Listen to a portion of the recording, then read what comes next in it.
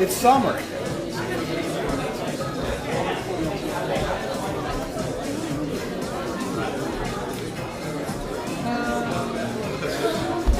Well, you have the chair there. I'll take your chair in the corner. Yeah, or maybe back here. Let's see.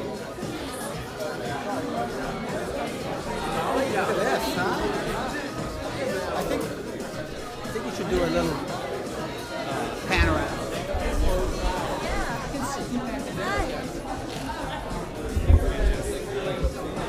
Here, and then you can take my seat.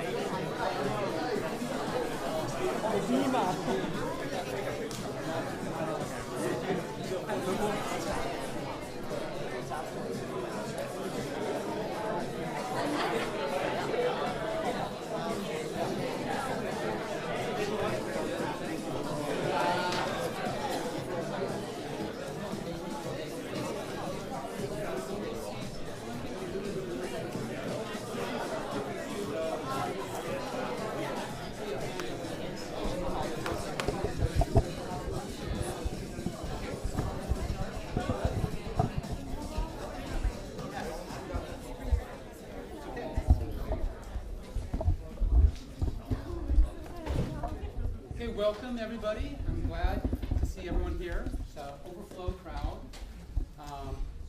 This is the final presentation for the JBS summer program in mobile apps and game design. We've had 14 students here, and you'll hear more about this particular program in a few minutes from my co-instructor, Pete Lassalas. I just want to give you a little idea of what the JBS is. It's a program here at Brandeis that students meet very intensely for one summer, taking 3 co-requisite courses, and it has a strong experiential component. So you do something, you build something, you interact with the world in some way. We have another one going on simultaneously in film, and I think there's one on The Hague, Justice in The Hague going on now. So we have, should we do the judges? So we have some people outside of Brandeis that are experts in the field of mobile apps and or game design, mostly back here, I think. So if you're one of those, you're not from Brandeis, we have some judging forms for you. This is a competition a little bit. You didn't know that? Well, all right. Did I miss anybody? We all clustered together by some random coincidence. Okay, we'll also have forms that that everyone else can fill out, just if you want to leave some comments. So we'll pass the. We want to pass those out now. Right now. We'll just pass them and have them go around the room this way. Just pass them. Okay, so there will be 3 presentations today, and it should be from 1 o'clock till 2 o'clock. After that, from 2 to 3, well, we may go a little bit over. But after that, you'll have time to come and talk with the individual groups and maybe demo the apps.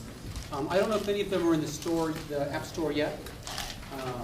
Not yet, but you can get your name on a mailing list if you want. Okay, so now we'll have Pito Salas. We'll talk a little bit more about this particular JBS. Just Tim will give you some back. So really briefly, this JBS that we did this summer has been going on for 8 weeks. We started just about exactly 8 weeks ago. We had 14 students, like Tim said, and they came to the class basically with having taken a few computer science courses. And in the span of that time, we worked through from beginning issues about how to build an app on an Android, how the Android architecture is put together. We talked about how to work, organize a development team using agile methodology. And we did a lot of programming. At the beginning of the class, when we met all the students, I asked people to put their hand up and asked, who here loves to program? And only about half put their hands up, maybe 2/3. Where I said, that was like, because if you love to program, that's what we're going to be doing. So even though this was obviously with a lot of learning, going through theory and concepts about internet-based applications and web-based applications and mobile applications and scaling and all these things, in the end, it was a lot about building a product, because the focus of this program is all about taking the learning that you get both in class and a lot outside of class and figuring out how to apply that to build a product. And so really the purpose of today, primarily and only, is to have you all meet the students and see the result of their extremely intense work. I mean, a week ago, I have to say, it was looking dicey, as it always does. Some people, I think, were doing builds a half an hour ago, getting the latest stuff up. Not that this is recommended, but it's the way it always happens. We've also talked about what to do when your demo doesn't go right, because anybody who's done demos knows that they usually something happens, but the trick is to not notice. So basically everything's ready to go, and I'll just pass it on to the first team who's going to tell you about their project. Thank you.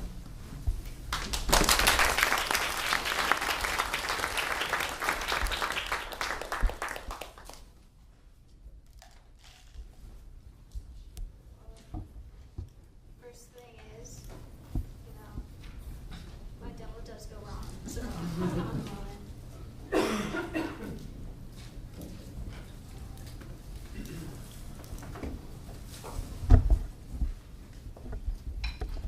While she's doing that, let me introduce the 14th member of the JBS this summer, Taha Ali Bakhtar here, who's in Rochester, New York, and he'll be demonstrating some of the distance components of one of the web apps. So that little face there is Taha.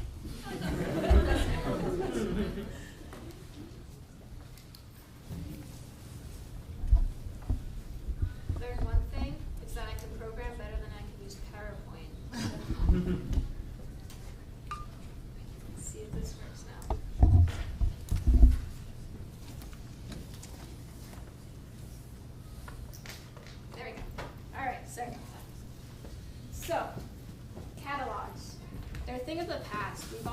use them. We all have absentmindedly flipped through items, enjoying the aesthetic, pleasant view that we have of these items. And there's something definitely of the past. It's paper products. It's not it's kind of going into the digital frontier, but not in the correct manner. It's on the internet, but there's one thing you can't do with the web, catalog, and that's take it with you and interact with it physically. So we hope to change that. We want to make this catalog in the digital frontier with a conversation physically and being able to take it with you, say, in line at Starbucks, and waiting for the bus, or even usually sipping a cup of tea and playing on your phone. And I'm asking here, where can you vote? And no, I'm not talking about Madonna. I mean, you could probably vote here, but I wouldn't recommend it. It's kind of weird. But we're talking about using our product, Voteable. So what is Voteable? Voteable is a personalized shopping experience. It's fun, it's extremely addictive, and I apologize. Perfect for shopaholics and perfect for doing it on the go, or even here, if you're really bored by my presentation, you could be shopping. And it could be used in under a minute, which is great when you're waiting for a bus or something. So what can you do with Voteable? Jackie mentioned, it initially just shows you an ongoing flow of personalized fashion items. You can like and dislike each item shown to you, and that teaches the app about your own personal style. And the images that you will be seeing are personalized to your personal taste. So they're hopefully things that you will always like, not something completely irrelevant to you. You can create wish lists that you can view later, and you can buy items directly from the app. It will take you to the website where you can buy the item. You can find out information about it. And who will vote? Pretty much anyone who's ever sat down and flipped through a catalog probably enjoy using Voteable. It's perfect for busy fashionistas that don't have time to go shopping for a long time, that just want to do it quickly and on the go, don't want to waste hours clicking through websites, looking at things that don't really matter to them at all. It's perfect for shopaholics that just can't stop shopping. They want to shop all the time. They wish they were shopping right now on the bus every moment. And it's also great for people who want to refine their personal taste. It can help you discover some hidden gems that you might not find otherwise, as it is learning your tastes and showing you items that you might not find. So Gaspar and Violetta are going to show you how the picture app works. Okay, so this is Voteable. This is our main menu. So I'm gonna log in. It gets my account on my phone. So let's start browsing. I want to look for dresses. We have many categories you can look at. And so this is the app. So here we have like many options for you. We have info, which will tell you the name and the price of the item. This here will offer you to add the item to your wish list or view your wish list. I'm going to show you my wish list, which I've been filling up for the past few days. This here will take you to Amazon to a link to the product. And here is the main attraction of our app. It allows you to like or dislike. So the app actually learns what you like and what you dislike. So next time you keep flipping through images of items, it's going to show you more stuff that you like and less stuff that you don't like. So let's start. Yeah, so let's assume I'm waiting for my bus, I'm going to work, and the bus is not showing up because something happened with the schedule. So I'm really frustrated, and I think to myself, all right, so I have my cell phone here. Why can't I just do something interesting? And then I check my Android and I load up the app, Voteable, and I start going through the items. So I start browsing. Yep, I look for outwear. And we are assuming I'm a lady because the app was designed right now for the ladies. So And what's your name as a lady? I didn't think much about that. Karina. Maybe. All right. So I'm waiting for the bus, and this comes, and I'm like, all right, okay. Maybe I don't like that. I keep scrolling through, so I'm having that catalog experience that Jackie talked about when she was introducing the app. So I'll go through the app, and I'm like, oh wow, this dress looks nice. One thing. So I look it up, and oh right. So I see the description. It doesn't have the price, so I don't do anything about it. So I keep going through the images that are available. So I'll scroll. I look at that, I don't like that. That doesn't look really good, especially for the summer. Not really. And then, I mean, I'd say I don't want to see anything that has that color. So I'll say, all right, let me change that. I don't like that. I'll go and say, I want to look at tops, right? So the app will load and it bring me lots of tops. So I'll say, all right, just for the sake of it, let me like this and see more items like this. So I'll like it. And I'll see that and say, no, I don't want that. And then I keep going through and I say, that looks fancy. So, I mean, that whole experience is what we're trying to bring to you. So as you do this, your mind is distracted from the stress you had for waiting for the bus that is not showing up. So, say I see this and I really like it, and I'm like, all right, I think I should add this to my wish list and I should come buy it later. So that's basically what you do. Say you go to work and you come back in the evening and you have your app, and now you're like, all right, let me see what I was up to this morning. So you go to your app and you decide, okay, I'm gonna buy this dress. You hit the app, the buy link, and it straight takes you to Amazon. And now, since you have a huge paycheck because you've been working the whole week, I can buy this. So that's the feel of how our app should be, and that's what we're trying to. We're going to ease the way you look at items and buy them. So pretty much that's what we've been up to this summer. So Jackie will walk you through. It is important to notice that the more you use the app, the more it learns your taste. So right now you can't really see a change, but the more you use it, it's gonna learn more about you and what you like. And You're gonna keep using it all the time. So she's gonna show you what actually happens when you're using this app, like what goes on behind the scenes. So, before we go into the behind the scenes, we're going to talk about how we came across Rollable. So several months ago, I was probably procrastinating doing homework, and I was shopping online, and I came to the realization that I spend a lot of time looking at clothes online. And I hope that I'm not the only one who does this. And another thing that I realized, that I thought it was very frustrating when sometimes Amazon or other sites, you know how they have those suggested items for you? Sometimes there's things in there that you just don't understand why they're suggested for you. Why would anybody think I need a nursing bra? I don't know. And I wanted to actively tell it, no, this is not relevant to me. Please don't show me more of these things. And then I came across the idea what I then called the Pandora of shopping. You know, like Pandora Radio, you listen to songs, you tell the station whether you like it or not, and it becomes personalized to you.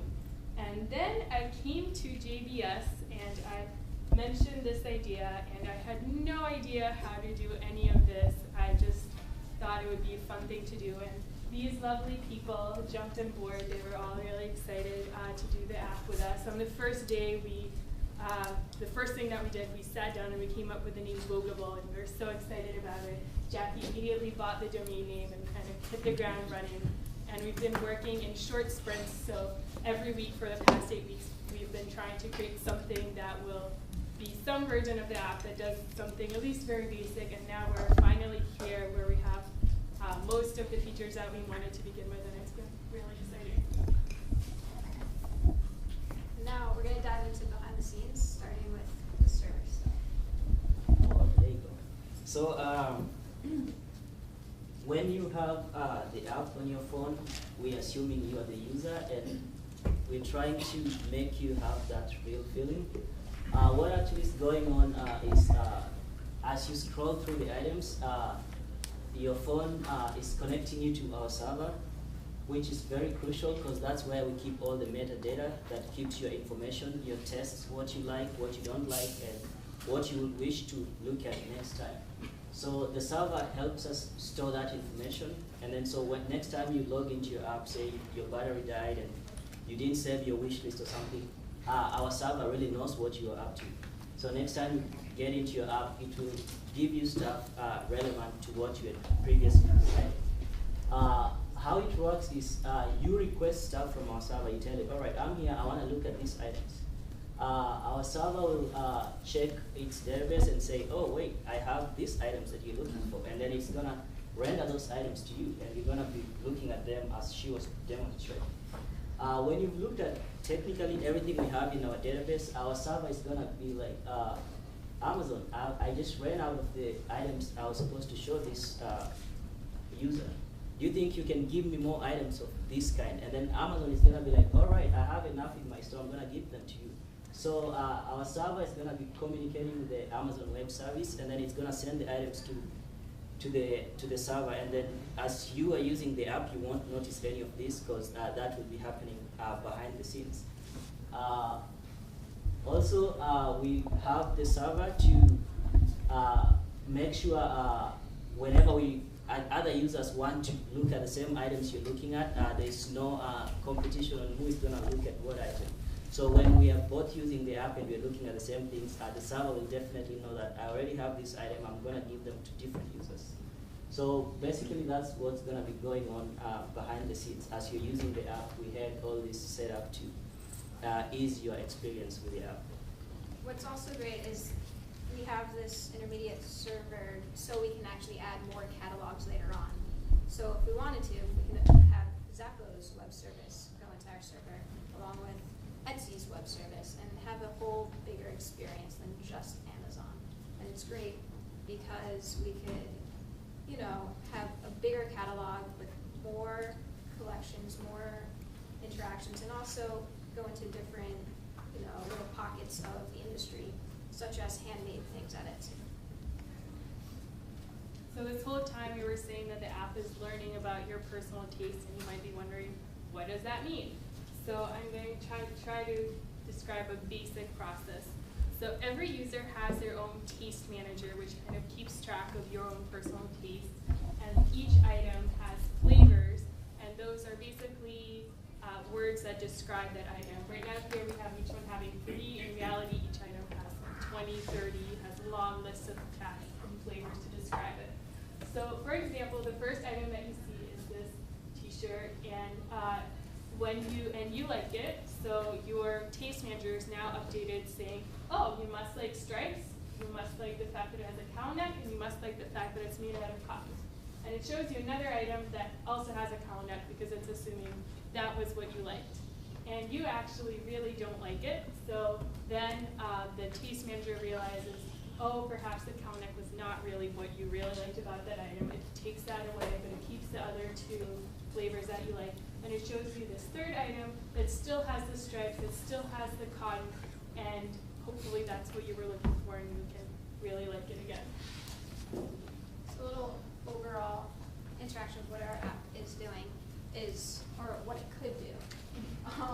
The best thing about it is we could use, or we will use the affiliate with Amazon, which basically means we could get money off of this right now. Every time you click buy, it knows that it's coming from our app, and it knows who we are, and it'll give us a cut of what you guys, you know, buy, which I like. I mean, you guys might not like it, but I do. We, like I said before, could add multiple catalogs, which is great, so we can, you know, definitely talk about what you guys really want to see. Like later on, as Pito always wanted, he wants drills in there. He wants the hard stuff is yours, and one day we'll do it for Pito. This is also really using the user experience of the catalog with the physicality of it, flipping through it. You're physically flipping through it, which I think when we first implemented that, we all had a little too much fun going through everything. And we had hard-coded images in there too as well. And it's mobile, you can bring it with you wherever you want. You can be doing this right now, and I hope you guys want to be doing this right now rather than listening to this, because that would make me happy as well. like I said before, it's expandable. With the server, we can also create a web app because it's so easy just to be pulling the same information but just in a different medium, along with iPhones and such. So it's definitely a great app to be able to be pushed into the future. And since we all learned in 8 weeks how to code this in Android, I feel like now we have oomph to be continuing this with the iPhone with the web app, just learning the material and going at it. So now, a little bit about us. That's me, I'm Jackie Benowitz. I'm a rising senior. I'll be graduating in the spring.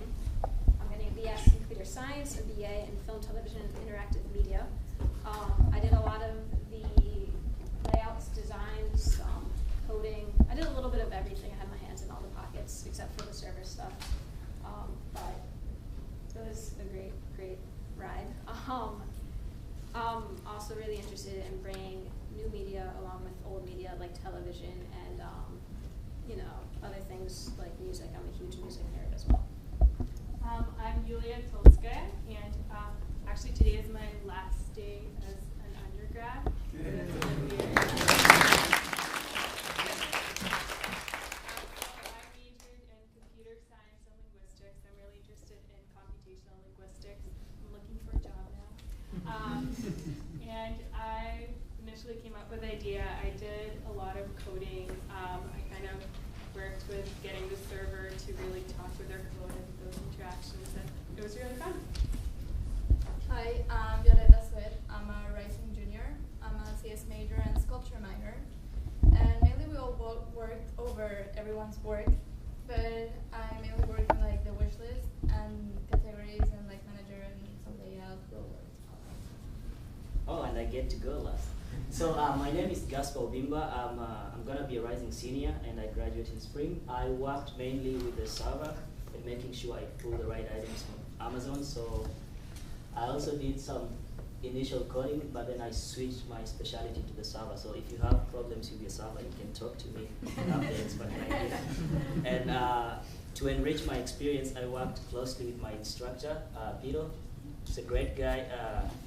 I came from knowing zero about how the server and web service work to I can call myself an expert right now on how that stuff works in 8 weeks. So I'm really thankful for that. And I'm more interested in mobile software entrepreneurship. I'm hoping to start a smaller company that will be creating lots of these apps and other software for mobile apps, for mobile phones. So if you are interested in that stuff, you can talk to me and we can work something out. So our closing statement, why download this? I think we know. You want to be entertained, and most of you, I hope, want to shop, and you want to just be able to physically flip through things and just have fun. And that's what we're all about, allowing you guys to have fun, and I hope you will have fun with our product. The future of our app, I think I discussed this before, we plan on implementing the Men app for you guys out there. I promise it will happen. Yeah. More catalogs, a web app, so you can also do it on your laptop along with share your wish lists with emails and stuff like that. And for you iPhone users, I mean, I know we're better than you because we're Android, but no, I'm kidding, I love the iPhone. But well, we plan on implementing that because I want to learn Objective-C as well, so it's a reason for that to happen. So, this is Vogel. This is us. We have our emails on their handouts, and we'd love to hear any feedback. Yeah, if you have any questions, we'd love to answer them as well.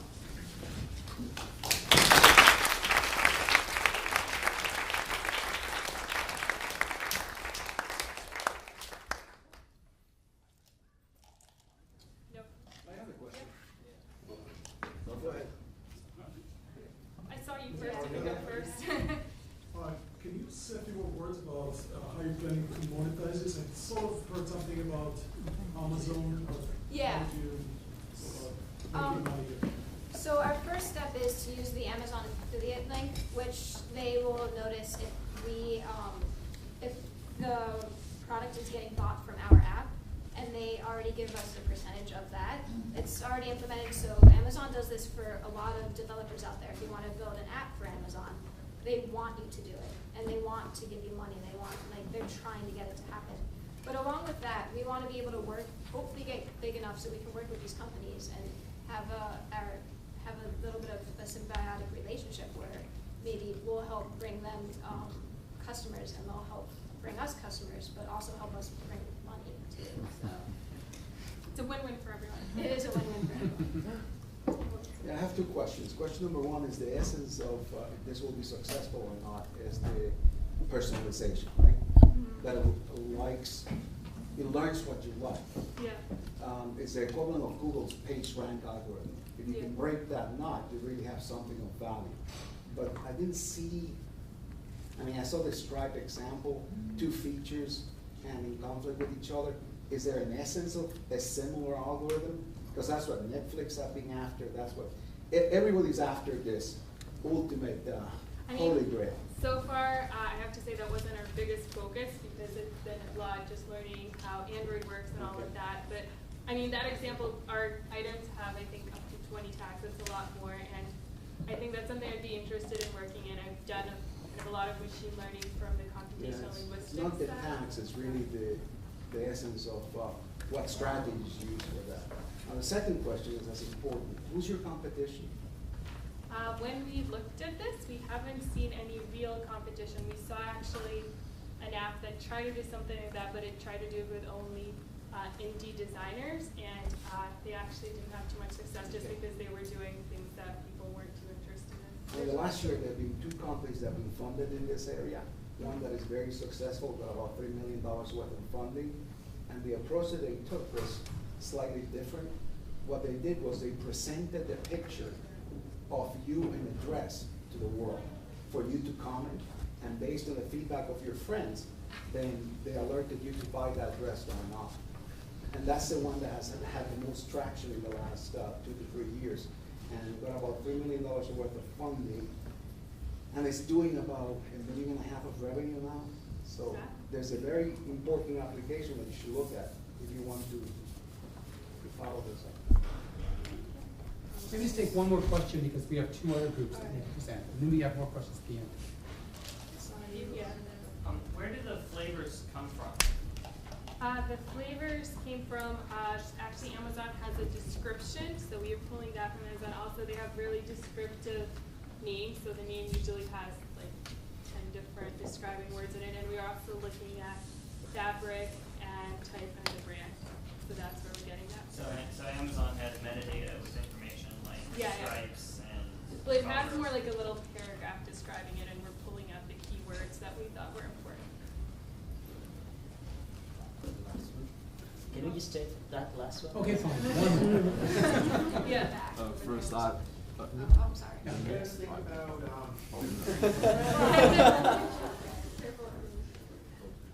Sorry, what was the question? barcode scanners? Is there a role for a barcode scanner? When you're walking around at the bus station, you scan something you like.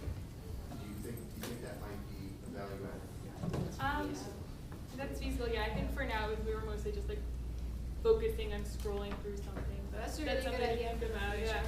I didn't even think about that. That's a great idea. Yeah.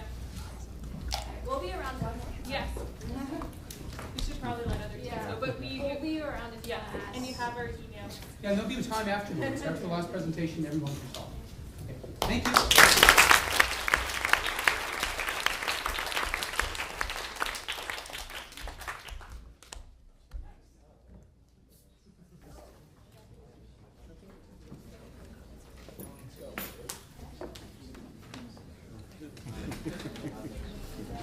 Okay, so our next group will be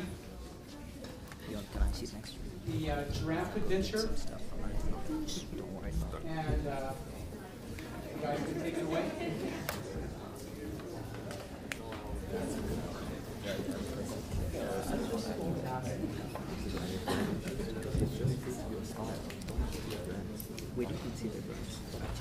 Alright. Hello, welcome. My name is Michael Weinberg. This is my team.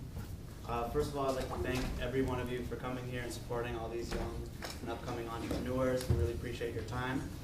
And without further ado, I'd like to present you our very exciting new game, Giraffe Adventure, a game about giraffes. Wait, what? So that's right, we've created a game solely based on a giraffe. It's an action-packed, fast-paced game where you get to see life through the eyes of this very adorable and somewhat timid giraffe. And now we will show you a short video Yeah. of the giraffe's story.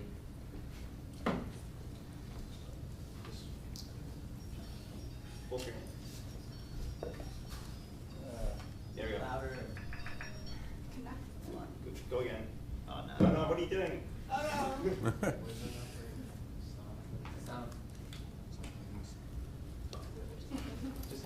I'm starting over. There you go. Here we go. So Jeremy starts out in Kenya, very happy, and here comes an evil zookeeper, and he traps Jeremy. And this evil zookeeper is very evil. And he takes him all the way to America, New York City, puts him in a zoo, in a cage.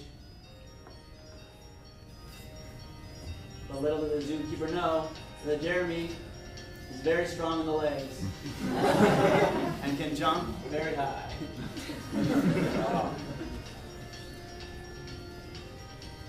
So, there we go. So that is a story, the intro to Jeremy, the giraffe. The game is all about getting Jeremy back to Kenya to his family. You start out in New York City in Central Park or any park, and then you move to Chinatown, and then you go to a subway, and then you go to the harbor, where you go on boats across the ocean, and you get to Kenya, and you do a final level in Kenya, where you get back to your family. So, what's fun about this game? So here's a screenshot of Chinatown. Some of the unique elements of this game that we got really excited about is, number one, you're a giraffe. You love that. Yeah, it's a giraffe and you can jump. That doesn't really happen often in nature. It's kind of a unique thing that we get to do in this game. Number two is neck attack. You know, there's not many things where you get to use your neck to actually attack things. Mostly you have like guns or like whatever, you jump on things, but using your neck is a unique element. And the number three thing is, most important, is having a very adorable animal destroying heavy machinery. Like a bus. In our game, you're able to destroy helicopters, you're able to destroy trucks, you can destroy ninjas, pirates, boats, there's everything.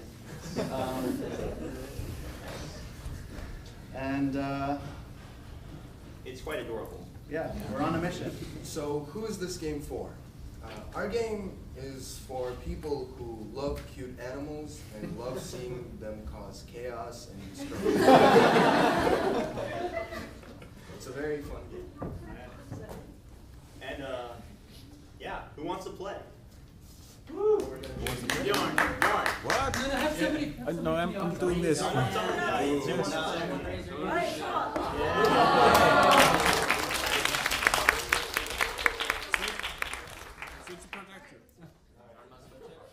Alright, so let me just tell you. What's your name? Jan wants to play. Yeah. You press anywhere to jump. You can double jump. You can press it twice to double jump, and then if you put your finger backwards, only backwards, to put the neck back, and then you let go, and it flings forward automatically. Okay, so attack just like this. Yeah, just like that. Not forward, backwards. Okay. So here's giraffe. Here's our little icon. Click on it. Pretty. Here's our music. Hold on, let me make it loud. And then you can start. Hold on. Go to Level select. And you choose one. Okay, so here we got our cutscene again, so you can skip it. You can skip it with the buttons. So those are the Controls. explanations of how to play. Yo, guys, can talk. Kill it. Yeah.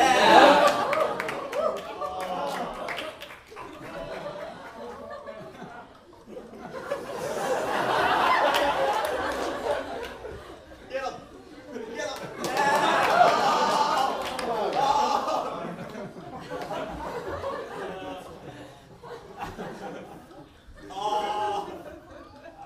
Here's your health and score up there.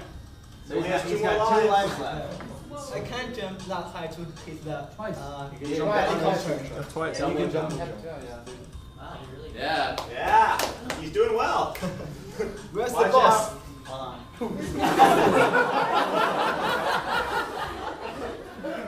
Watch out.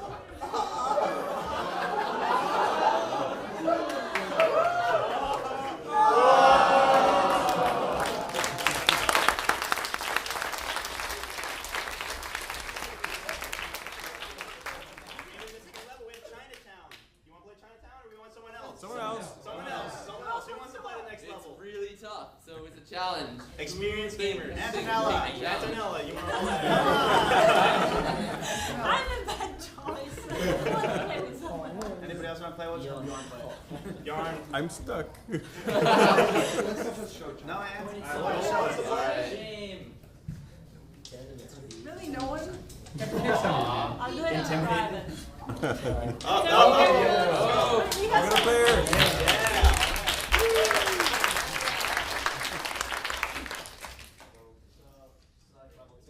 Alright, Rasana wants to play. Rasana, hold it. Is it Chinatown?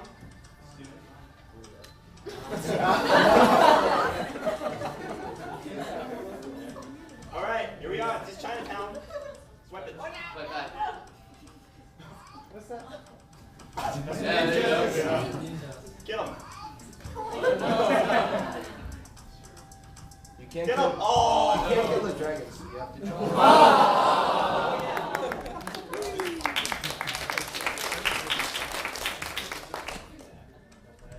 Mike will play it.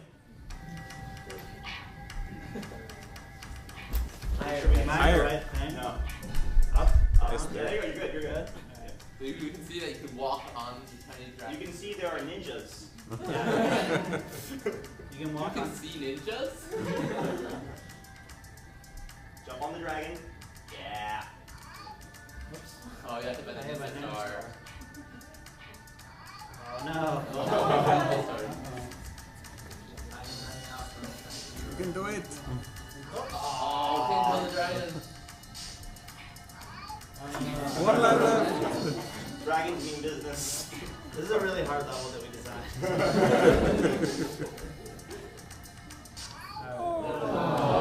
Sorry, we didn't get to the win screen. Okay.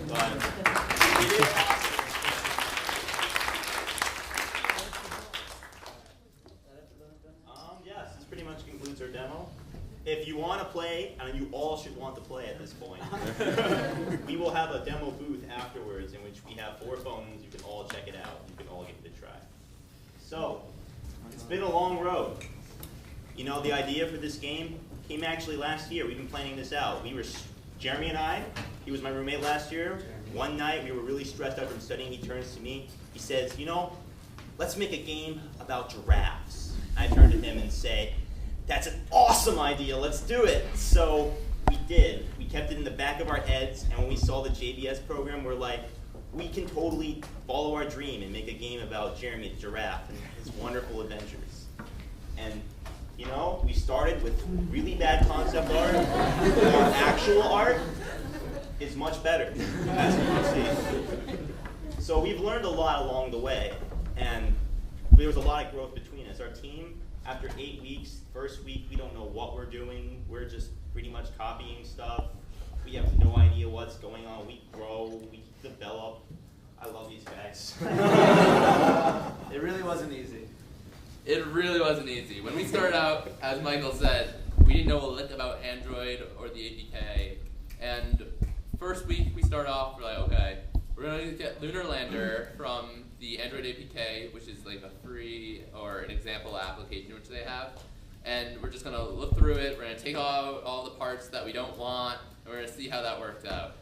It seems that Lunar Lander really isn't that good, though, because we had to start from scratch all over again, multiple times, in order to rebuild this application in order to get it how good it is today.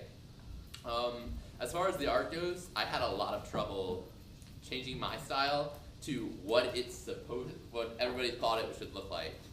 And so Michael Field started off with some concept art for the zookeeper and some of the enemies, and from there I was able to figure out what type of style we're working at. And let's say I drew the zookeeper, I think more than 20 times in order to get it right. I got some help from Michael Weinberg with the digital art aspect, because I was using just Adobe Photoshop, and Adobe Illustrator makes it so the lines are a lot cleaner and a lot nicer, and that's how we're able to get both of these levels. They look like they belong in the same game. All right, so now that you've heard a bit about what we've done, now you can hear a little bit about who we are. We're gonna start. All right, I'm Jeremy Kroll. I'm a rising junior. I'm going for a BS in computer science and a BA in economics. I was one of the artists for this game and programmed I did the level design for Chinatown. Ooh. And amongst other things. All right, I'm Anna Suter. I'm also a rising junior. I actually just declared my BA in computer science like 2 hours ago. I also have a minor in East Asian studies with a focus on Chinese. And for this game, I mostly helped with building the level, the background for how the levels are actually created on the back end, and also helped some with how Chinatown, Central Park works, and some other stuff that didn't necessarily make it all the way in. Because there were a lot of features like mostly high scores and stuff like that we didn't really end up using. High scores are there though. If you want to see They're them. there. It's stored, but not in the way that we originally were planning on it. My name is Michael Weinberg. I am an up-and-coming junior. I'm doing a major in computer science, a minor in anthropology. I did a lot of the kind of overall architecture work with the programming and a lot of the art and some of the level design. And I'm just really passionate about gaming. My name is Artem Malashev. I'm a rising sophomore, and I'm also going to be a CS major. And I mostly program because I cannot draw. That's a good reason.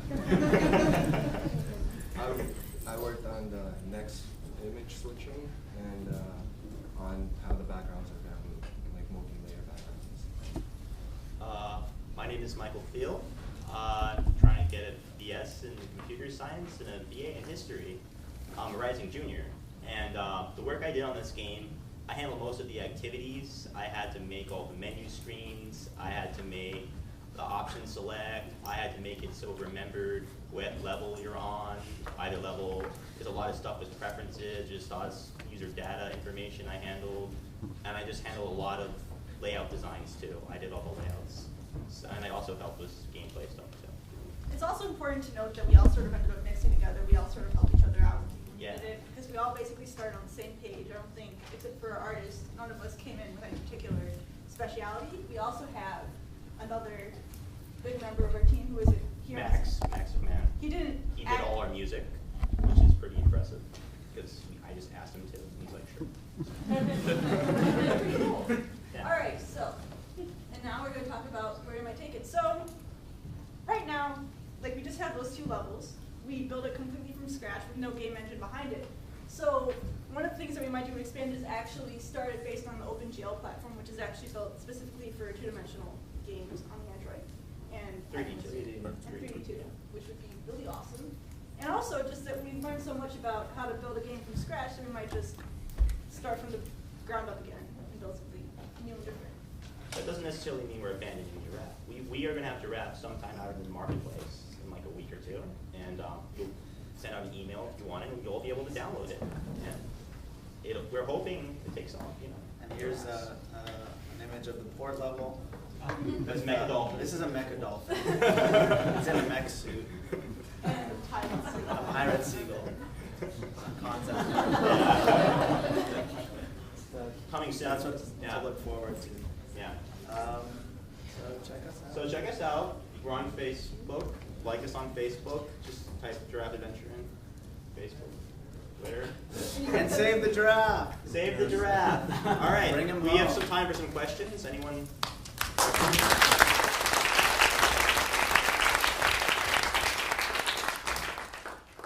Why did you call it Angry Giraffe? We were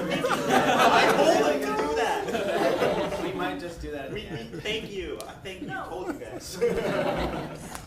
That is one of our ongoing Yes. arguments. How do you expect to monetize the game? Will this be a paid app? It's a free app. At this point in our lives, we just want publicity. We want you guys to notice us. Ads. We were Ads, thinking yeah. of adding ads. Ads, yeah. If you did, what would you do? I don't know. What do you mean? If you did decide to monetize the game, what would you do to monetize Well, we were. Like, we would have extras, so like, oh, I wanted this giraffe to have shades or Yeah, something. you can buy costumes for a giraffe. Or it doesn't have to be a Tuxedo, giraffe, it yeah. could be another animal entirely. Yeah. And also merchandising. Merchandising. Merchandising Plushies. You was could a buy big a thing. giraffe plushie, for instance, from our store. This Yes. is a Beanie Baby. To make a plushie that's based on our giraffe's face and body style be nice.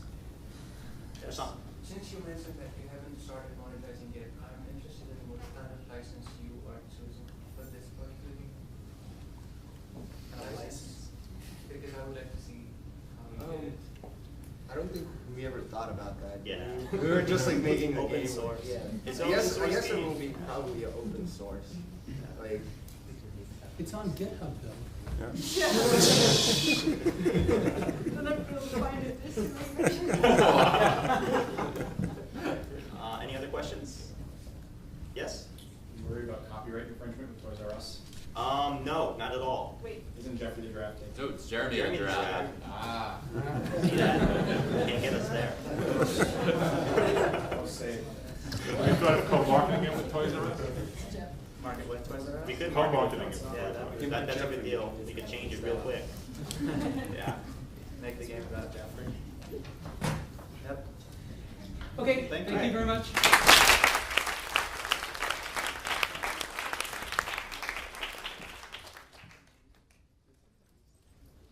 So we have one last group who'll come up. This is Happy Track, and there is the fifth member of Happy Track is Taha Ali Bakhtiar, who's in Rochester. He's right there. Did he disappear? Dropped. Oh, he dropped him? Okay. He's here through Skype.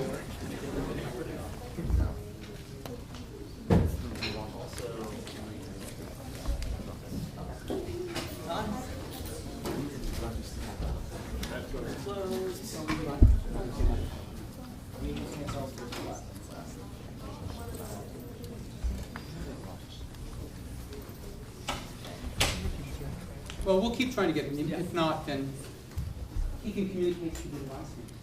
Yeah. Okay, so take it away. All right. Hi, everyone. How are you feeling? Good. Good to hear. Happy. Hi, what's your name? Cool. My name's Sahar.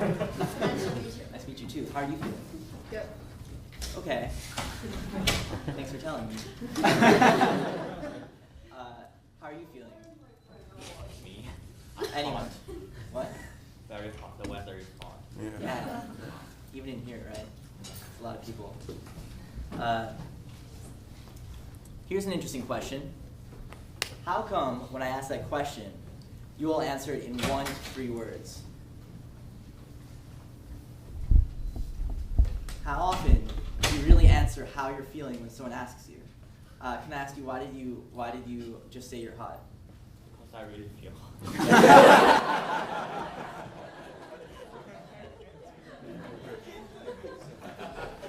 No, usually I just say good. Yeah, exactly. Why did you just say good? Because I just don't want to waste my time with talking some meaningless dialogue. Okay. Keto, how about you? How about me what? When you just say I'm good, why do you just say I'm good and not go into it? Because I don't have a lot of detail to give beyond that. I don't even know how I feel. Okay. There are a lot of reasons why we never really get into how we're feeling. But one of the big ones, at least for me, is fear. Fear of saying too much and boring the other person. Fear of bragging. Fear of complaining. So many restrictions of politeness on what you can say and how you can think and how you can interact with people that even now, even with all these different technologies we have to connect with people, we aren't really that connected. In a sense, we're all really alone, and we're gagged, and we're silent, when we should be honest and truthful. What we need is freedom. The freedom to be honest. So when we have that honesty, we have the space for a journey of self-realization. We have a way of learning more about ourselves and each other. Now, what if we had a secret diary, and no one knew that was you writing it, and you could say whatever you wanted, and be truthful with yourself? And, yeah, and what if strangers could read it? Wouldn't that be nice? Because, you know, some days you want your diary read by a stranger. You want to be able to know that someone out there has some sort of sense of how you're doing. Well, let me tell you a story. In the year 2000, a professor of public policy wrote this book called Bowling Alone. Bowling Alone is about the way that even today, especially today, our social fabric is fraying. You don't know your neighbors, you have less friends, there's less of a sense of a community. We're that person, alone in a crowd. We've all felt that way. How well do you know your neighbors? We don't live in Mr. Rogers' neighborhood. We're all like this. What do you see here? Does anyone like to hazard a guess? Tell me what they see. Pictures. Phone houses with closed doors and the stoop is empty. Yeah. She's good at reading. Yeah. So never give away the answer. Thank you for reading. Yeah. And the thing is, they look great. We live in these fantastic, like, digital houses, but we're not really talking to each other, and our communities are bare. Well, good news, everyone. There's something out there to help. Jared, take it away. Hi, thanks, Ahar. Well, welcome to Happy Track. Now that I have your attention. So basically the first thing we had to do in our application was you have to ask the question. So when you go and you open up our application and you click on the icon, the first thing that comes up is a little, go back. Don't run away yet. Is a prompt screen. How are you feeling? On a side note, if you look here, it says user account. Hey, that's me. It'll have your Gmail. So all Android devices require you to be logged in based on your Gmail. And what our application does is it grabs that Gmail account and creates a user account for you for Happy Track. So it's an easy way to just manage your account. So how are you guys feeling? Which one do you want to click on? Happy. Happy? Cool. That's what I guessed. Okay, so the next thing we have to do is we have to answer the question. So you come here to the kind of more screen. It says, I'm happy because I'm excited for this presentation, and I'm excited that you're all here today, and I'm really happy that it's hot outside. Not really. Okay, so basically the next thing we're going to talk about is the diary. So you're scratching your head and you're thinking, how is our application a diary? If you look here, it's basically my map. So what my map is it's a history of all of your updates plotted on a map. You can go through and you can look at the different timestamps and see all the places you were happy, all the places you were sad, and you can go through and see when and where. So for example, if I come up here and I tap on one of the faces, great, tap on a happy one, you can see the little message there. At the top you also see the date and the time. So it's great for reflection. It really gives you a chance to go back and say, wow, look, I'm always happy when my mom makes me lasagna and I'm at home. And I'm always sad when I'm in Antonella's class and she gives me a test, a pop quiz. And I'm always really excited when I'm in JBS, and I'm going to be really sad when it's over. So next we'll go to the global map. And basically, the global map is what relates to the neighborhood. So all of you are wondering, basically, how are we going to share this all? And that's what the global map does. It's very similar to my map, as in you can zoom in, and you can see all the different status updates, but it's the collaboration of everybody's status updates. So if Todd updates his status, well, it's all anonymous. So that's the first thing. So I can go on and I can say, oh look, this person's really happy because it's hot outside. Or you can discover. And it'll be really interesting to see how people take it, because it can really evolve. It'll be interesting to see what uses people have for it. It works the same way. Oh, one other feature that we just added, which was actually really cool, was we wanted a history as well in Global Map to go back and see all of the global status updates. So for example, at the top you can see another timestamp. Those are actually buttons. And when you open that up, you get to go back and you can go back to certain days. So for example, what if I wanted to go back to the day that the Bruins won the Stanley Cup? I'm sure Boston would just be exploding with happy people, hopefully. And I'm sure you guys are all waiting to see a demo. So we have that ready for you, and Todd is going to take that away. Thanks.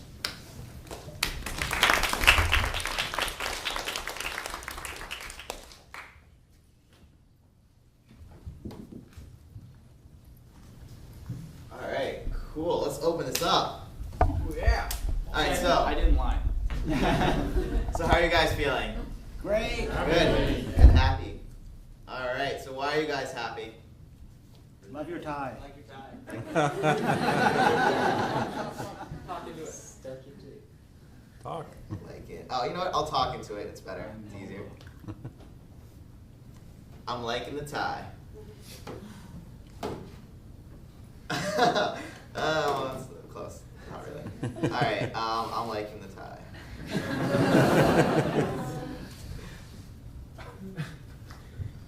I'm not the fastest typer on this phone. Not yet. Faster than me. So click on that. Cool, here we go. So it's found my location, zoomed in pretty well. Here we got this nice little sunshine app. That is me. That is my recent update I just made. I can zoom in a little bit more. Here we go. Here we go. All right, let's click on that. I'm liking the tie. Here we go. Oh, I made other updates going on around here. I'm in class. I'm happy about class. I'm using my phone. Very nice. That's cool. Let's zoom out a little bit. Let's go back a little. Let me zoom out more. Sometimes if I'm not, what it does is that it takes your window pane and let's pretend I have a personal log and I constantly update in one particular area. I don't want to see all those updates in a small little area, and that's why we can go back in time. So I zoom out and start going back. Hold on. There's my home over there. Hold on. There we go. Cool. So I can go around and see different times, different states. In fact, sometimes I don't like seeing the stat, because if I go and zoom in a little bit more, let's go to my house. Taha is updating. What? Taha is updating version. Oh, he's back. Yeah. We're getting there. Hi, Taha. What a surprise. Alright, there we go. So I can see only my stat, but I can always see my most recent update. So let me click on this stat. Why am I sad? I'm sad. That's always a good reason. I'm sad because I'm sad. What about this over here? I fell. This actually did happen. I was trying to race back here and I did a little fall. Alright, so that's cool. I can go back and see my map. I can also always see a text log of what's going on. So these are, different things. Good presentation, drafts are cool. These are all different things I made in the last couple of days. But I don't want to just see what I'm doing. I want to see what my community is doing. It's all about the community. So I can click on this little button over here. Now it's the global map. This is not just me anymore. Zoom out. Alright. Let's see, what's going on? Let's click on that. I don't want the that was not me, that was someone else. That's cool. Let me zoom in over here and see if there's other updates in this area. Ooh, there's more stat. Oh, that's not good. I don't want to see the sad anymore. Bye-bye sad. I only want to see the happy. What's going on? There we go. I like the happy. Todd, why don't you try switching the view? Oh, I can do that. I can actually see right now we're in satellite view, but I can go into street view very easily. There we go. So I want to see happy updates. I'm a happy person. I ordered pizza. I like food. That's me. Let's introduce Taha. Yes, so as you said, we have Tahoe over there, and he's currently in New York. So let's pretend I want to explore a new place. I want to explore a little bit of New York. I know Waltham, I understand what's good and what's bad about Waltham, but I'm excited about New York. I want to see what Tahoe's going on over there. So we can zoom out. There we go. Oh, here we are. Wow. Let's click on this. Wow, there's a lot of updates. Yeah, a lot of, so Taha is he's about to meet his family. That was 5 in the morning. Wow, Taha, you're up early. Rise and shine. Rise and shine. Aww. See, now I want to go to Rochester. I'm like, oh, this is happy. I want to go to Rochester now. You having a heat wave too? But there's one thing I didn't actually show very quickly is the global, like going back in time. So as I said, these are only pulling the latest updates for this particular area. I can go back in time. That was my phone. So I'm going back in time right now. You can see the date. That just changed. Kind of difficult. Right there, 7/20. This is yesterday. These are the most recent updates for that time. It's pulling the top 10 in this current zoom for this pan area, and it's taking what's there. So what was going on yesterday? That was. No, that's mine. That was mine. Mine's always there, no matter what zoom level I'm at, and even if I'm always looking back in time. I'm at the doctor's. That was actually me. You like going to the doctor? Yeah. All right, so that's cool. So let me show you the charts. So I can always look at a nice text view of my updates. But what if I want to see, a percentage? I don't know how happy or sad I am given a day, given a week, given a month, but I can do that. Today, I've been mostly happy, a little sad. This week, about the same. The percentages are getting a little bit different. This month, again, they're getting different. Unfortunately, I don't have any updates before this month, so the year and overall are going to be the same as the month. Todd, you're a pretty happy person. Yes, you do. But yeah, that is the end of our demo.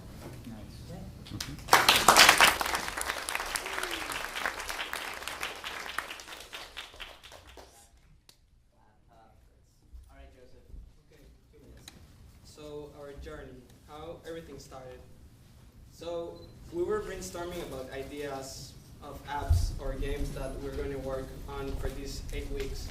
And this idea came out, an idea of a happy track, updating your status and saving it somehow. Nobody really know how it was going to be. But some people thought that it had potential and was kind of cool. So we formed a group and we started working on it. When we started working on it, we realized that everybody had a different idea of how the app should be, and we had to really sit down, talk about it, and build a strong base of where we were going to go with it, where we wanted to be. So we did that, and we started working. Week after week, we evolved. We found we were getting into different features, new ideas. Let's make charts, maps, different views, and it was very, very cool how a person got a new idea and then merged it with other person's idea and then put it into concrete. It was very, very cool, and teamwork was essential. It was really, really essential. You learn to deal with different persons. It's something else we're getting out of this program. We're 8 weeks, persons with different skills. We really, really enjoyed it, and it's something big that we're getting out of it. Okay, after a lot of work, teamwork, and a lot of effort, we got into this app that it doesn't really have a limit on the uses. You can just take it and use it however you want. Institutions can use it. For example, companies or schools, universities can find out how the students are feeling, how the employers are feeling, and know why they're feeling this way, and do something about it. Also, it can be used as a social tool. Just young people sharing their feelings and knowing about other people's feelings, and it can be used for you can use it and you can do wherever you want with it. It's there. full of possibilities. Actually, the sky's the limit. Okay. So we're about to take questions, but I want to point out that we presented you with two problems: bowling alone and the death of conversation. And we're tackling both of those. And we talked a lot about the abstract, so I want to give you a quick example of how this might be used in the real world at Brandeis. Say 20% of the Brandeis population uses this app, has an Android phone, uses it once per day. I know I would use it for putting up a pin and say, hey guys, there's going to be a bonfire here tonight, show up. I could use it to say, we're having a rally here tomorrow morning, do that. Or I could see how my friends are doing and see if they're clustering and go visit them. I could see that someone was sad on the Great Lawn, go and comfort them, that sort of thing. We're hoping to introduce this to Brandeis soon, have it spread to other campuses. That's how it works. This app is best used as part of a defined community, and that's the path we're going to take with it. Now Jared is going to take questions.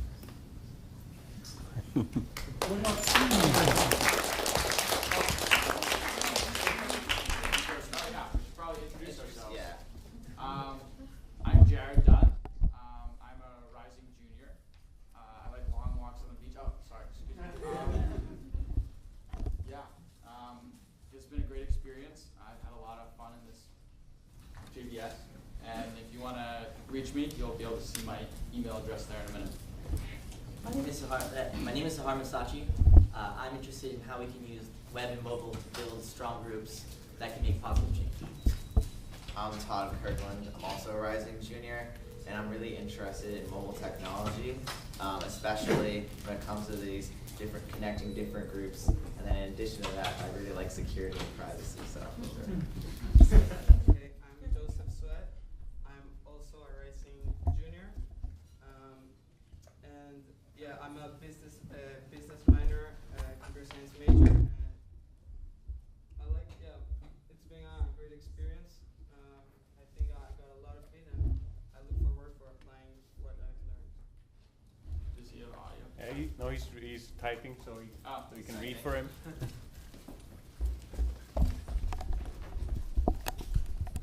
Hi, my name is Bill Gates. Hi, I'm Taha. He's a rising junior, majoring co-sci, econ, and math. And you'll see his email in a minute. He's also a genius. He's here right now. And if you visit this site, it'll take you to a sign-up form to get information about when it launches. And if you have any questions for us or want to contact us, that's the best way to do so. Yeah, questions? Comments? Green shirt. So it seems like one of the key features is anonymity. You'll be able to post more if you know it's anonymous. But to grow a service like this, you really need integration with Facebook or Twitter to really grow it virally. So how do you reconcile the two? Like how do you plan to grow those? Well, originally we had a share button, which allowed us to link it to the different social networking sites. I agree with you, and it has to be somewhat integrated with the different social networking sites. And I think it's a place that we need to do more homework on and figure out a way to get that integrated. It seems to me that there are a set of issues that have to do with the trade-off between making this very public, defining communities, and protecting people's privacy. And if you look at different social networking things, they take different cuts at it. So Facebook puts a lot of energy into abstractions of lists of friends, and then thrashes around forever getting privacy settings right to match that. You're talking a little bit about, I think, making this very public but anonymous, but you're also implying that it's best used within bounded communities, and I don't think I heard how you define those communities. Sorry. And you envision a system in which 10 million people are just all sort of throwing pins at the map anonymously? Well, I think the reason we said it should be about a defined community was more about the geographical idea. So the imagined use case that we have is that you'd be able to see people around you. So instead of defining friends that you already know, you discover friends who live nearby. I think that answers your question. Does that answer your question? Let me give you a case example. Let's pretend I really like playing basketball, and I see that around a certain time, these people always post their updates at Gosman at like 5 p.m. on Mondays, and they're always facing like, I'm happy because I'm playing basketball. Why can't I go in at 5 p.m., walk in, and have to join a pickup game? Or even better, just says, come play basketball. Come play basketball. But your basic model is anybody can post and everybody sees the same thing. Yes. What if in time you got really great population using this app, and how will you handle those such big density on the maps which you cannot even tap? Okay, so we already got that. Right now, as I was trying to talk about earlier with the map, you're only looking at a map. You're only looking at the most 10 recent updates for that map. There was a time bar on the top. You can go back in time. So you can go back in time and see, I don't know, a year ago, and see how the state of that area was like a year ago. So I mean, you got really great population, and you got really great density in one area, and there's a lot of those icons there. You cannot. You only see the 10 most tagging. recent. Right. You'd only just see 10, and then you can go back and see the previous. even when you zoom in, like if you, let's pretend you're looking zoomed out in a region, you'll see 10, and it can be anywhere. Then you start zooming into that particular region, and you'll see the 10 most recent for that zoomed area, and they'll continue like that. That makes sense? Yeah. Have you given any thought to how you'll protect people's anonymity, given that you're actually posting quite a bit of personal information about them? I mean, an exact timestamp of when they posted and a geolocation of where they are. I mean, from a global scale, you might think that that's anonymous, but in a small community, right, you're going to actually know who's posting if you want to know. So how does that jive with this notion of giving everyone an anonymous space to talk?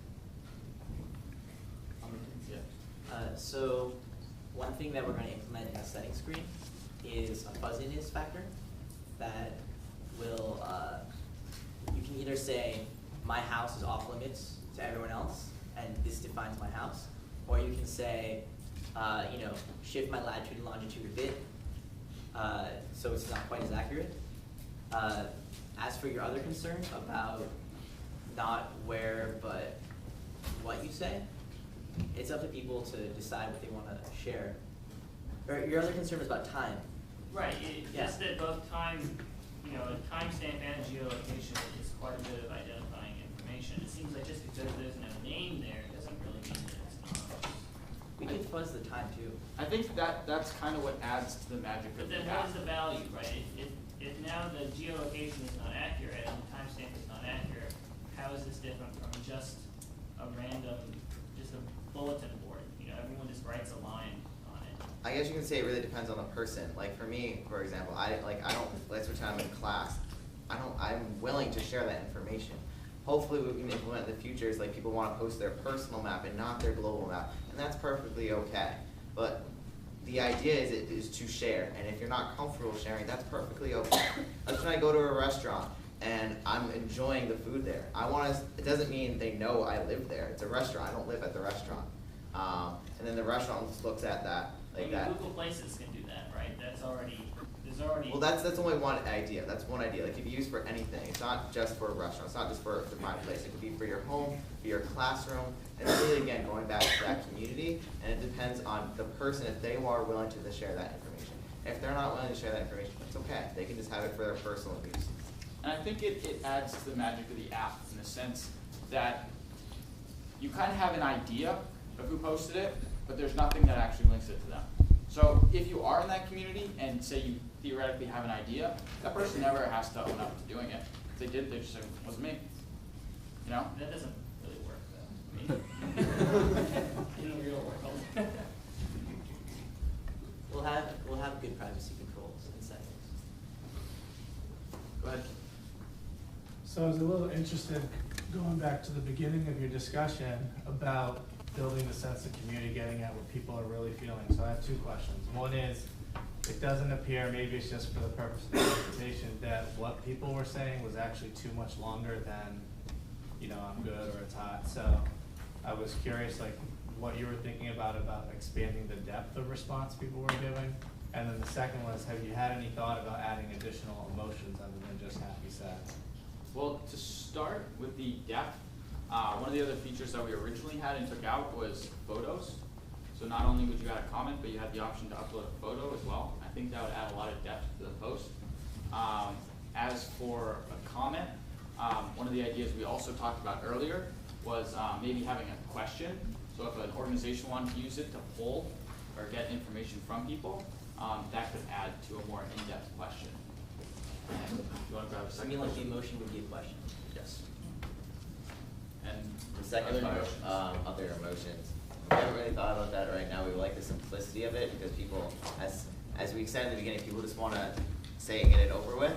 So we want to appease those people too that still want to do it, but they don't want to invest too much time. So people who want to invest time can invest time. People who don't want to invest time, it's still okay. They can still use it and still feel like they're participating in their community. Yes. So I was thinking about this anonymity thing, which seems sort of an interesting link to put that within community, because if it's anonymous, how much more community are you going to get? But that aside, in other places, if you look on the web, when you have an anonymous posting board, it often leads to people abusing it and putting really nasty things about others on it and things like that. Do you have any sort of plan for how you would monitor that or deal with that issue? Well, you'll notice that they didn't have to log in, right? So it's tied to your Gmail account, and it's hard to spoof. Like, you have to be more technically adept in order to like create a new username and use it on your phone. So we're thinking that the problem with trolling on anonymous message boards is the ease of which a ban isn't permanent because you can make it your sock puppet. But it'll be much harder to mess around with accounts this way. To further that, we would like to implement filters. So obviously, some people might not want to see certain like phrases, certain keywords, then that can be filtered out. So again, it's for me to explore other communities or explore my own community. For whatever reason, I may not be comfortable with certain like phrases or words. That's perfectly okay. It'd be very nice if we could implement that feature. Fortunately, we're not able to implement that in the period of time that we have. Oh yeah, and lastly, this is extensible, right? So one of the ways, like we looked a lot at how Twitter worked back in the day. Hashtags and @ symbols didn't exist. They were sort of arose collaboratively between users. So what you could do is say your name : for an update you don't want to be anonymous, for example, or you could have hashtags. Users could come up with them and start using them to get at the anti-anonymity if you wanted. And that's why we've so heavily stressed the extensibility of this platform. You had a question? Yeah, do you think it will be better if we can make comments to there? Because sometimes if you just post in your sadness, it will not make you happy. You need someone to say some sweet words to you. That has definitely been a feature we talked about. We really want to do it. Again, given the time that we had, we weren't able to implement it, but that is definitely something that's come across. We really want to implement that. Well, let's poll them right now. Who here thinks that would be a good idea? Being able to reply like to a status. Or do you like the simplicity of just viewing? So, do you like it? Raise your hand. You don't like it? Raise your. Wow. You don't like it? Raise your hand. Okay. Good market research. One of the very beginning parts is saying where you need to be able to specify for yourself whether or not you want to be able to whether or not you want to be able to comment on your post. And the other thing is that even though the system itself doesn't provide people's names, it sounds as though one of the possibilities is that because you internally know who you are, you internally have an identity, I could block someone else, even though I don't know who they are, now I'll never see them again, that's fine.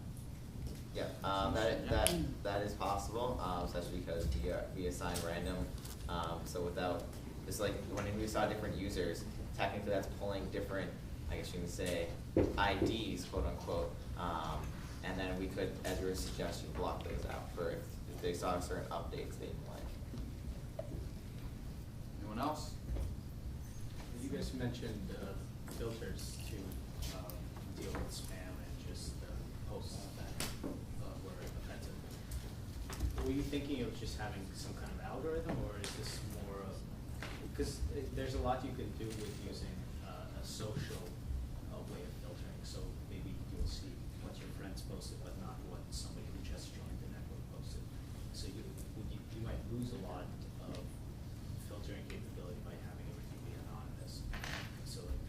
sort of filters were you thinking of? Because that's the real issue I see with something like this, where you can just post to a map. We've had a lot of discussion about it, but we haven't decided to speak with one voice on this. So I think each of us has a different answer. Yeah. Okay. Thanks a lot, everybody. So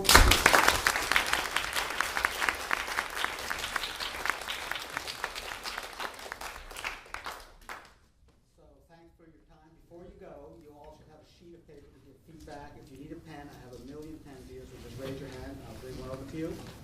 If not, please write a couple of notes. The teams will read them avidly, and of course, the judges especially. If anyone wants to play our apps, So maybe should we go out to the tables with apps and let people? Yeah. Come try our thing. Check it out. Take my business card. Thank you for coming.